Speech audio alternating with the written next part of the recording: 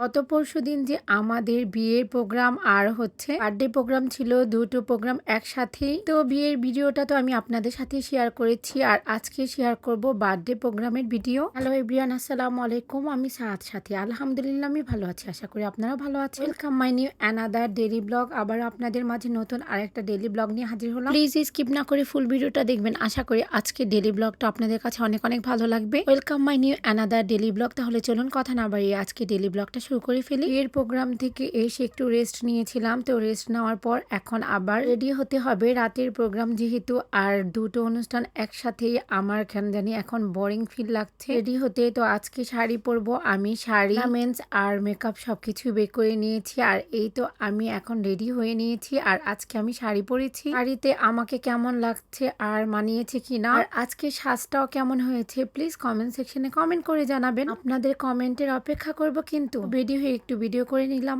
আর এই তো আমরা প্রোগ্রামে চলে এসেছি। তো মূলত আমরা আমার মেজো জায়ের বাসায় এসেছি, সেই দেখছি মা ছেলে মিলে ফটোশুট করছে, আর আমি একটু ভিডিও করে নিলাম। আজকের বার্থডে থিমটা খুবই সুন্দর হয়েছে, আমার স্কাই কালার এমনিতেও অনেক ভালো লাগে, আর স্কাই কালার থিমটা করেছে অনেক ভালো লেগেছে। আর এখন মা ছেলে আর ছেলের বাবা মিলে একটু ফটোশুট করছে। তো এই সুন্দর মুহূর্তটা আমি একটু ভিডিও ক্যাপচার করে নিলাম। আর এখানে আমার যা আর তিজার শ্বশুর শাশুড়ি সবাই মিলে ফটোশুট করছে, আর এখানে আমার জায়ের পুরো পরিবার আসছে এক এক করে। আমার মেজু জায়ের সব ছেলেরা এক এক করে স্টেজে উঠে গিয়েছে, তো এখন ওদের একটু ভিডিও করে নিলাম। আর সবাই ফটোশুট করছে, আর আফ্রিদি কেক কখন কাটবে ও এই অপেক্ষায় আছে। কিছু কিছু সুন্দর মুহূর্ত, এটা ভোলার মতো না। তো আজকের প্রোগ্রামটা খুবই ভালো হয়েছে, আর সবার সাথে সবার দেখা হয়েছে, এটাই হচ্ছে বড় বিষয়। একটা প্রোগ্রামে গেলে যাদের সাথে দেখা না হয় তাদের সাথেও দেখা হয়। এখন সবাই মিলে কেকটা কেটে নিচ্ছে, আর আজকে আমি এমনিতেও খেতে পারিনি যেহেতু দুপুরে অনুষ্ঠান ছিল। পোলাও মাংস আর কত খাওয়া যায় বলুন তো। তো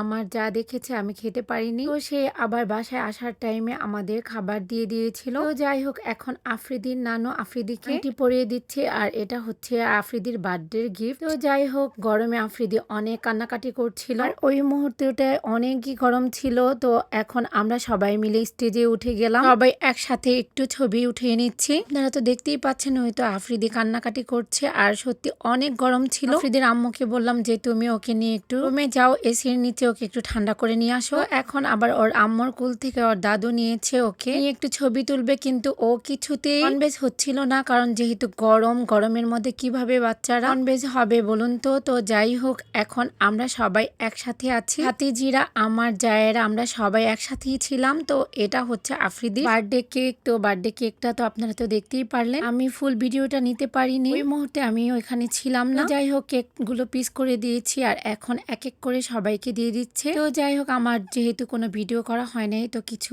ছবি আমি আপনাদের সাথে শেয়ার করলাম। আমি অনেক দিন পরে সেদিন শাড়ি পরেছিলাম, তো আমার শাড়ি পরার জন্য অনেক দিন ধরেই প্ল্যান করে রেখেছিলাম এবার কোনো প্রোগ্রামে দাওয়াত দিলে শাড়ি পরবো, তো সেটা আফ্রিদির অনুষ্ঠানে পূর্ণ করলাম। তো যাই হোক, আর আজকের ডেলি ব্লগটা যদি আপনাদের কাছে ভালো লেগে থাকে প্লিজ কমেন্ট সেকশনে কমেন্ট করে জানাবেন। আর আমার যদি কথায় বা কোনো কিছুতে ভুল ত্রুটি হয় প্লিজ আপনারা সবাই আমাকে ক্ষমার দৃষ্টিতে দেখবেন। ফেসবুক পেজটাকে লাইক কমেন্ট অ্যান্ড শেয়ার দিয়ে আমার সাথে থাকবেন, ফলো বাটনে ক্লিক করতে কিন্তু ভুলবেন না, অ্যান্ড ইউটিউব চ্যানেলটাকে লাইক অ্যান্ড সাবস্ক্রাইব করবেন, বেল আইকনে ক্লিক করতে কিন্তু ভুলবেন না প্লিজ। ডেলি ব্লগটা এখানে শেষ করছি, ভালো থাকবেন সবাই, আল্লাহ হাফিজ।